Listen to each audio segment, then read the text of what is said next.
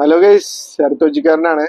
Welcome to my YouTube channel. അപ്പോൾ കുറച്ച് ദിവസമായി ഞാനൊരു വീഡിയോ ചെയ്തിട്ട്, അപ്പോൾ ഈ ഒരു വീഡിയോ ആയിട്ട് വന്നേക്കണേണ്.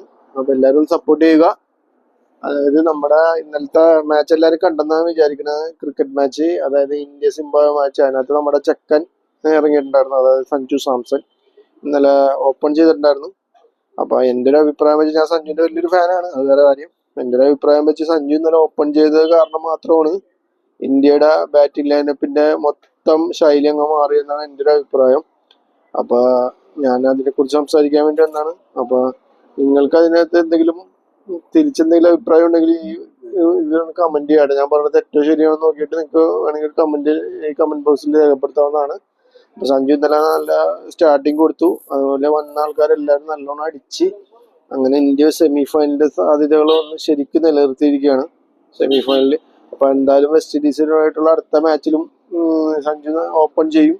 ഇന്ത്യൻ ബാറ്റിംഗ് ലൈനപ്പ് നന്നാക്കുമെന്നാണ് ഞാൻ പ്രതീക്ഷിക്കുന്നത്. പിന്നെ അതുപോലെ തന്നെ നമ്മുടെ റിങ്കു സിംഗിന്റെ പിതാവ് ഇന്ന് മരണപ്പെട്ട്. അപ്പൊ ആ ഒരു വാർത്തയും കൂടി അതിൻ്റെ ഇടയിൽ പറയണാണ്.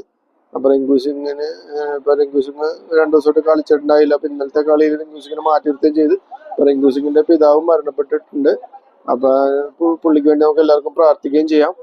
പിന്നെ അതുപോലെ തന്നെ ഇന്ത്യൻ ടീമിന് അടുത്ത മാച്ചിനുള്ള എല്ലാവിധ ആശംസകളും നേർന്നുകൊണ്ട് ഞാൻ എൻ്റെ വീട് നിർത്തണം. അപ്പൊ എല്ലാവരും ഒന്ന് സപ്പോർട്ട് ചെയ്യുക കേട്ടോ. സപ്പോർട്ട് ചെയ്യുക, ലൈക്ക് ചെയ്യുക, കമന്റ് ചെയ്യുക, ചാനൽ ഒന്ന് സബ്സ്ക്രൈബ് ചെയ്യുക. ഓക്കെ. അപ്പോൾ സൈനിങ് ഔട്ട് ഓഫ് ശരത്തോച്ചിക്കാരൻ. ഓക്കെ, നിങ്ങളുടെ സ്വന്തം ശരത്തോച്ചിക്കാരൻ. ഓക്കെ. അപ്പൊ എല്ലാവർക്കും നന്ദി, നമസ്കാരം.